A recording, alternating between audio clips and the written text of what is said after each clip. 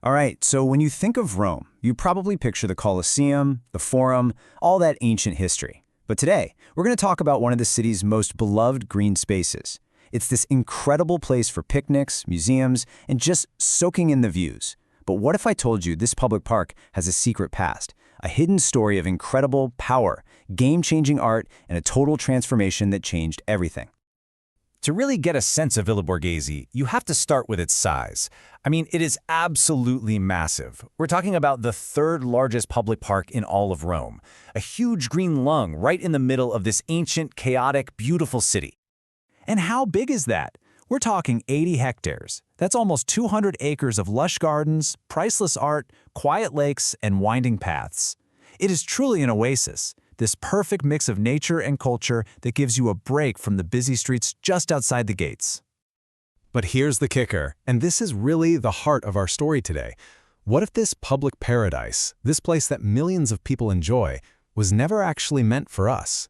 What if it was built for something way more exclusive and way more private? Okay, so let's get into it. To understand the Villa Borghese that we know and love today, we've got to rewind the clock and look at the crazy, extravagant vision of one seriously powerful guy. The year is 1605. Our main character is Cardinal Scipione Borghese, and get this, he's the Pope's nephew. In 17th century Rome, that's like hitting the jackpot. He starts snapping up land to build not just a house, but a sprawling estate that would basically scream to the world how powerful, rich, and sophisticated his family was. And what he was building is what they called a suburban villa. Now, don't think of this as a family home. No. This was a party palace, a pleasure dome on the edge of the city, built for two things: throwing the most exclusive, lavish parties imaginable, and, crucially, showing off a completely mind-blowing art collection. And just look at what the gardens originally looked like. Forget the wild, natural-feeling park that's there now. Back then, it was all about these rigid, formal, geometric designs. It was a power move, a statement that said, we, the Borghese family, control nature. Every single hedge was designed to impress and show total dominance. But you know, a fancy garden wasn't enough. Not even close. The real heart of the villa, the thing that made it famous all across Europe, was the art. And that story? Well, it really comes down to one incredible artist. See, Cardinal Borghese had this amazing eye for talent. And he found this young sculptor, this protege, who could do something that seemed totally impossible. He could take a cold, hard block of marble and make it look like it was breathing, living, and feeling real emotion. And that young genius, none other than Gian Lorenzo Bernini. The partnership between these two would not only fill the villa with masterpieces, it would basically kickstart the entire Baroque era right inside these very walls. I mean, just listen to this description of one of his sculptures. Pluto's thick fingers sink into Persephone's thigh, stony marble transformed into yielding flesh. That's the magic of Bernini. He didn't just carve statues, he captured these intense, dramatic moments. You don't just look at his work, you feel it. It's alive. And this is what came from that incredible partnership. Just imagine walking through that gallery, seeing these world-changing works for the first time. Apollo and Daphne, David, Pluto and Persephone. Every single one was a showstopper.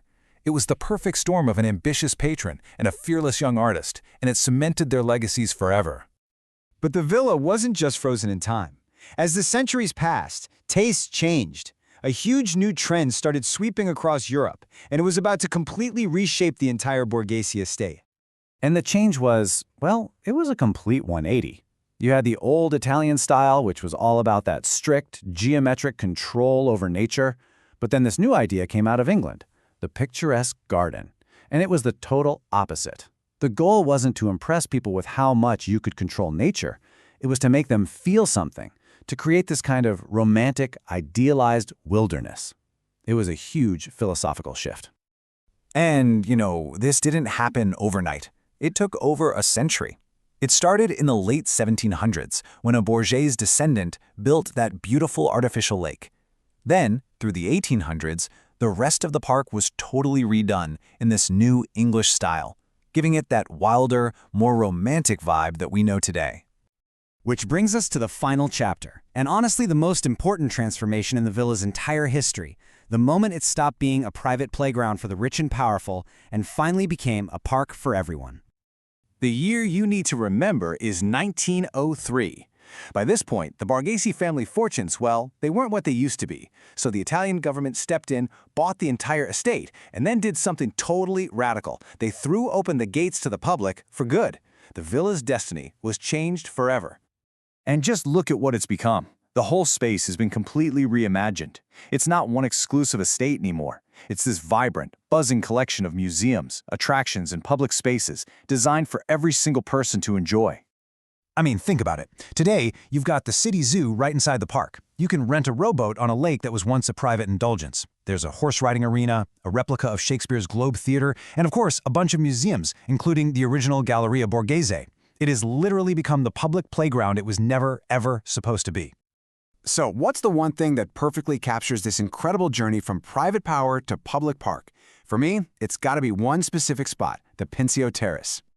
The view from the Pincio Terrace is just breathtaking. It's one of the best views of Rome, period.